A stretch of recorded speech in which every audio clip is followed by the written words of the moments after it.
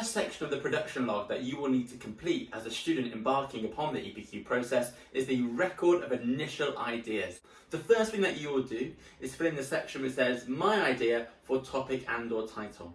Now don't worry, we don't expect you to have your final title in its meticulous format just at this stage. What we're really looking for here is for you to potentially outline your passion for your subject area, justify why you think your topic area is ideal for an extended project, and what you could do in this section is potentially also consider the different types of title you may decide to elect for your written report that either accompanies your artifact or the 5,000 word version of the written report if you decide to pursue that model of the EPQ. Three of the most common types of title for the extended project product is a statement, a hypothesis, or a question.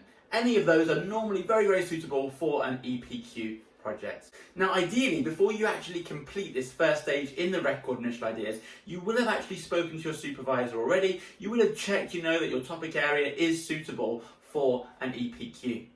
In my time as an EPQ Centre coordinator, I've had students submit record initial ideas which have outlined an interest in studying the economic impact of K-pop in South Korea, looking at how we can prevent and cure oropharyngeal cancer. I've also had EPQs about the Holodomor and the Holocaust. So, whether it's economics or history, psychology, biology, you have the opportunity to create your own project in your own topic area. And what we're really looking for is for you to convey your enthusiasm for that subject. You should be infectious. You should really be looking to make your supervisor and your moderator really invest in your project and make them excited about reading on through your production log and also looking at the essay and presentation which will accompany this key component of the EPQ process.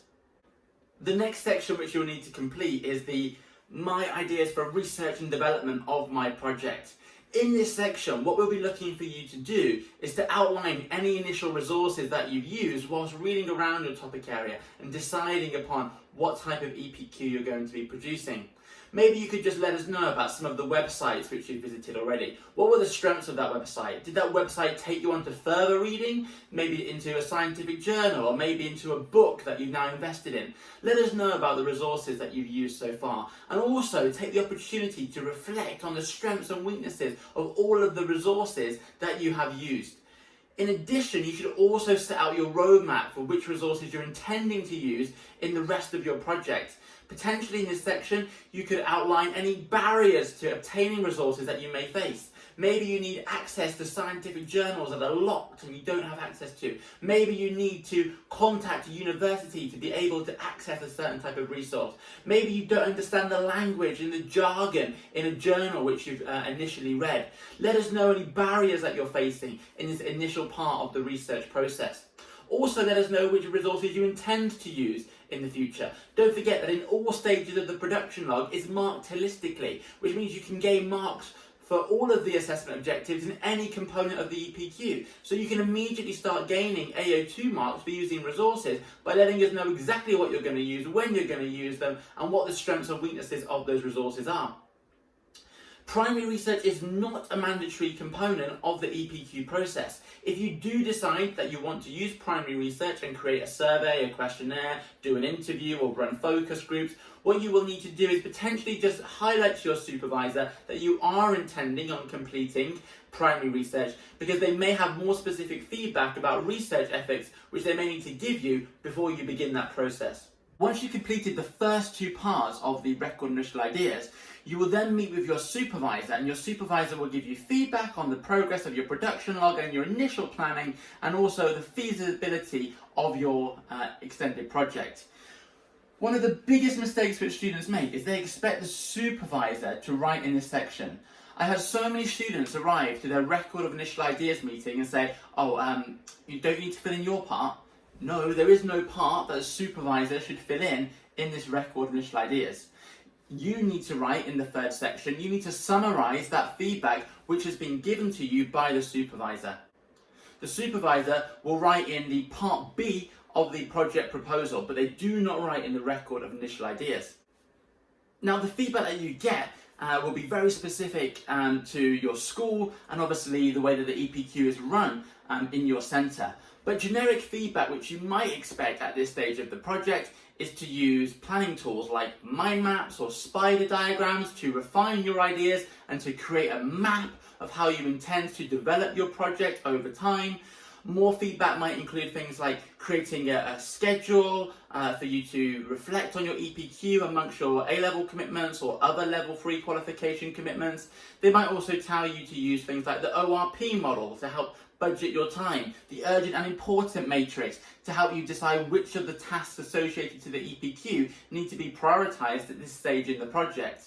Your supervisor may have worked with students who have completed similar projects before and may be able to give you some ideas of the challenges that they faced and encourage you to reflect on how you could overcome those problems if you were to face them yourself. In addition, they may be able to signpost you to some relevant resources. One of the most common mistakes I see at this stage in the process is that students imply that they're just going to rely completely on internet-based resources, websites. Normally when students are outlining their initial resources, they talk about things like BBC News or Wikipedia, and your supervisor may give you feedback about why those resources may not be that beneficial for completing a level 3 qualification, and they may give you some guidance on what may be determined the more academically valid and useful resource to help with the development of your project. One of the other common things which I see at this stage in the project is that the student who has arrived for their record initial ideas meeting has completed the first 2 sections of the record initial ideas in really short bullet points with poor grammar. Again, what you have to remember is that the marks for the extended project can be awarded across any of the 3 components. And in fact, your production log is going to be one of the most significant pieces of evidence to determine your final extended project grade. So it's really important that you maintain your production log over time. You take real care in developing your ideas and clarifying your thoughts in extended prose, which is easily readable. And if it was called for external moderation, would make your whole planning process evident to the external AQA moderator.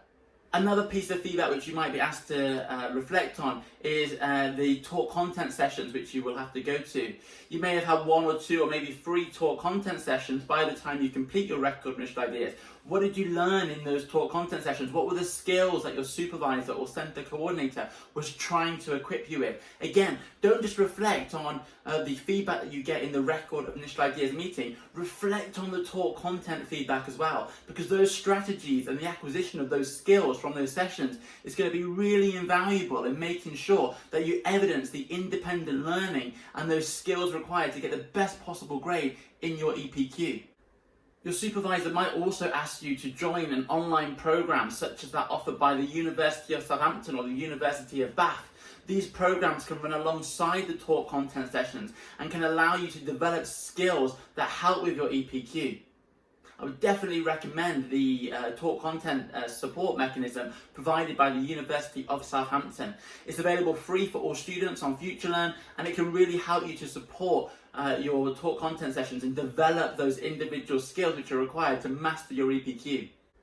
Now in this 4th section, this is where you really evidence your independent learning skills and your ability to reflect on feedback given to you by your supervisor. I can't tell you what to put in section 4. Neither can your supervisor. What we need to see here is the development of AO3, which is the develop and realise assessment objective that oversees the whole of the extended project. You need to show that you are capable of making independent decisions. So if your teacher or supervisor has given you feedback about specific models you may use to manage your time, you may wish to reflect on how they've supported your EPQ, whether they were relevant, whether you've decided to use them. In your talk content sessions, you're going to be given loads of models, loads of different feedback. You don't need to take all of it. You actually just need to take the bits which are most relevant to your project, and being able to select that and justify which strategies that you are using to help with the development of your project is going to make sure that you get those AO3 marks. If you do decide to create a timetable or a mind map or an urgent and important matrix as a result of the meeting with your supervisor, you may want to paste that into this section. A lot of students actually put their urgent and important matrix or mind map as an appendix, and they just apply lots of extra material to AQA when it goes to external moderation. AQA actually don't want to receive loads of additional materials. The production log is where you should put evidence of all of the planning resources which you have used. So if you do use any of those models or any of those strategies, include evidence of them in here. Maybe take a screenshot and paste it in. But again, the content of this section is really down to you. We can't tell you what to put in this section. You've got to show that you have the independent decision-making skills to overcome the problem which maybe your supervisor has outlined in their feedback, which you have summarised in stage 3. Now, the great thing about the production log with AQA is that every single production log from every single student will be completely different, and there is no sort of one-size-fits-all approach to completing this part of the qualification. And it's really enjoyable for us as supervisors and centre coordinators to actually look at your whole learning journey and the whole process. What AQA are looking for is to see that you've gone from an initial idea in this stage of the production log to being able to master the learning outcomes and develop really important skills which will be transferable to other elements of your life. We're looking to see the whole journey outlined in your production log, so please do include as much detail as possible. I hope you have found today's session on the record initial ideas to be useful, and I hope that it's answered some of the questions you may have about this stage of the production log. In the next video, we're going to be looking at the candidate proposal section of the production log, and you can see that in my production log series playlist. If you have enjoyed the video, please don't forget to like, comment and subscribe. Let me know what topic your EPQ is on. I would love to hear from you. If you do have any other questions, however, please don't hesitate to leave a comment below, and I will do my very best to get back to you or signpost you to any relevant information. Have a great day and best of luck with your EPQ.